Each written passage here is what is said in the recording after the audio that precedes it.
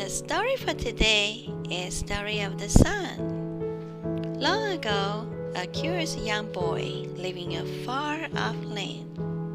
To the east, there were mountains. To the west, there was a large sea. As each day began, the curious young boy sat and looked to the east. He watched the sun rise over the mountains. As each day ended, he looked west. He watched the sun sink into the sea. The curious boy's name was Saul.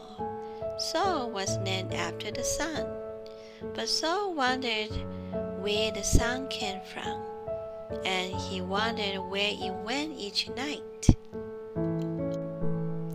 The harder Saul thought, the more confused he became. He wondered how many suns there really are. Would there ever be a time when a new sun would not rise from the east? Saul was smart. He knew that the sun brought light. He knew that without the sun, everything would be dark.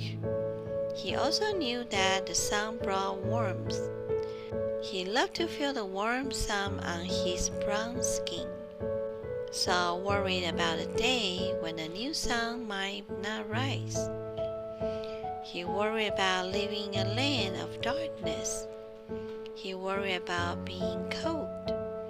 Saul learned about a wise woman. He was told she knew the answers to everything, so he decided to visit her. The wise woman lived in a village.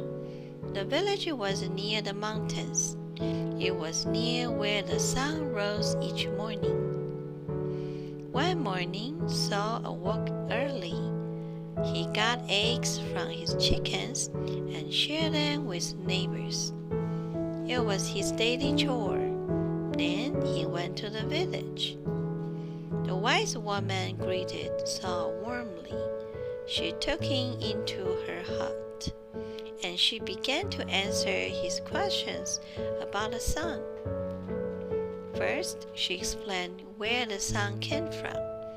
"Do you see that large mountain? The one that is towering above all other mountains?" she asked, pointing east. Saul replied, "Yes, I do. In fact, I see the sun rise over that mountain each morning." "Well," said the wise woman, "that's where new suns come from. Each night after the sun sinks into the sea, the mountain feels cold and alone. But then the mountain thinks about the kindness it sees every day. The mountain thinks about all the things people do for each other," she said. "And then it feels warm inside. All that warmth builds up." The wise woman kept telling her a story.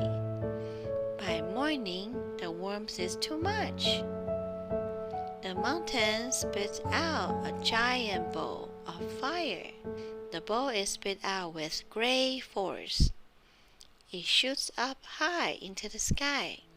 The fireball lights the land below as it travels across the sky. It also hits the land. When the ball of fire reaches its highest point, it begins to drop, she continued. In a few hours, it crashes into the sea.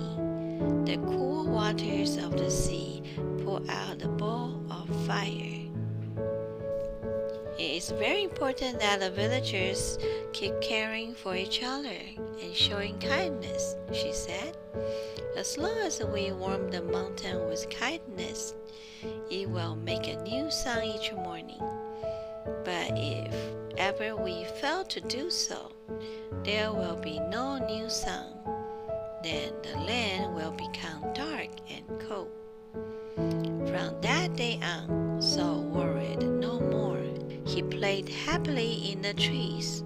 He knew there would always be light and heat as long as the villagers took care of one another. And he